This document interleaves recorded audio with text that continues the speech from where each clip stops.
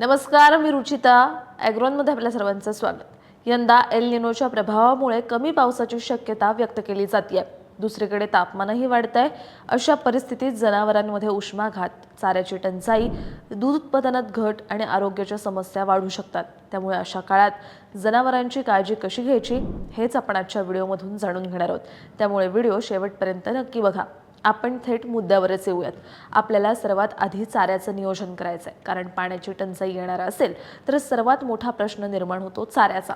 म्हणून आत्तापासूनच आपल्याला चाऱ्याचं नियोजन करणं गरजेचं आहे. तज्ज्ञांच्या मते चाऱ्याच्या लागवडीत एक कापणी आणि बहुकापणी या दोन्ही चाऱ्याची लागवड करायची, कारण एक कापणी चारा पिकं कमी वेळात जनावरांसाठी चारा उपलब्ध करून देतात आणि बहुकापणी चारा जास्त काळासाठी वापरता येतो. याशिवाय आत्ता असलेल्या हिरव्या चाऱ्याचा मुरघास करून साठवून ठेवायचा आहे. पुढे चाऱ्याची टंचाई निर्माण झाली की हा मुरघास मोठा आधार ठरू शकतो. पाऊस अजून लांबलेला आहे, त्यामुळे पाण्याची आणि अन्नद्रव्यांची कमतरता भरून काढण्यासाठी मुरघास किंवा चाऱ्यामध्ये 2% युरियाचा आणि गुळाचा वापर करायचा आहे. यामुळे चाऱ्याची पौष्टिकता वाढते, शिवाय चवही चांगली लागते आणि पाण्याची टंचाई सुद्धा कमी होते. याशिवाय सध्या कमी पाण्यात वाढणारा बिनकाटेरी निवडुंगही जनावरांच्या चाऱ्याचा चांगला पर्याय आहे. सध्या अनेक भागात अवकाळी पाऊस चालू आहे, त्यामुळे जे गवत उगवतंय त्यामध्ये शेळ्या मेंढ्यांना चरायला जाऊ देणं टाळायचं आहे. याचं कारण म्हणजे गवत नाहीये, तर पर्यावरण आणि चरण्याचं सवयींचं आहे. वसंत ऋतूच्या सुरुवातीला गवत वाढतं तेव्हा ते लहान असतं आणि त्यावर सकाळचं दव साचतं आणि या दवामुळे सूक्ष्म जंतांच्या अळ्या गवताच्या पात्यांवर चढतात आणि अंडी सुद्धा देतात आणि त्यात शेळ्यांच्या पोटात जातात. जंत वाढतात, त्यामुळे असं गवत जनावरांना खाऊ घालणं टाळायचं आहे. जून महिना निम्म्याहून जास्त होऊन गेला तरी पावसाचा अजून पत्ता नाहीये. उलट तापमान वाढतंय. अशा परिस्थितीत जनावरांसाठी महत्त्वाची गोष्ट म्हणजे पाणी. दुभत्या गाय आणि म्हशींना रोज साधारणतः 30 ते 40 लिटर पाण्याची गरज असते. त्यामुळे जनावरांना दिवसातून किमान 3 ते 4 वेळा स्वच्छ आणि थंड पाणी द्यायचंय.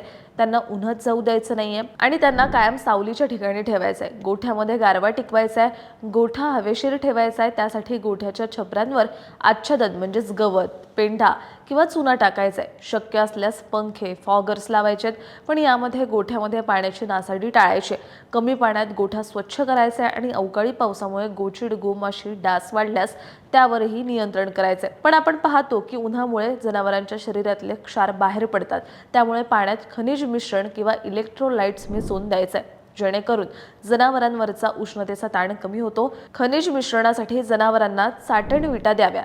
कधी कधी उष्णतेच्या ताणामुळे जनावर सुस्त होतात, सतत धापा टाकायला लागतात, तोंडातून लाळ गळते, त्यांचं खाणं पिणं कमी होतं किंवा बंद होतं. अशी लक्षणे दिसल्यास वेळ न दवडता पशुवैद्यकाचा सल्ला घ्यायचा आहे.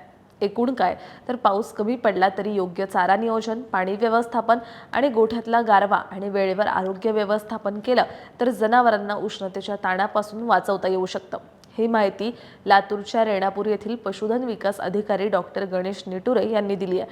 तुमच्या भागात सध्या जनावरांसाठी चारा आणि पाण्याची परिस्थिती कशी आहे आणि तुम्ही कोणत्या उपाययोजना करताय हे आम्हाला कमेंटमध्ये सांगायला विसरू नका.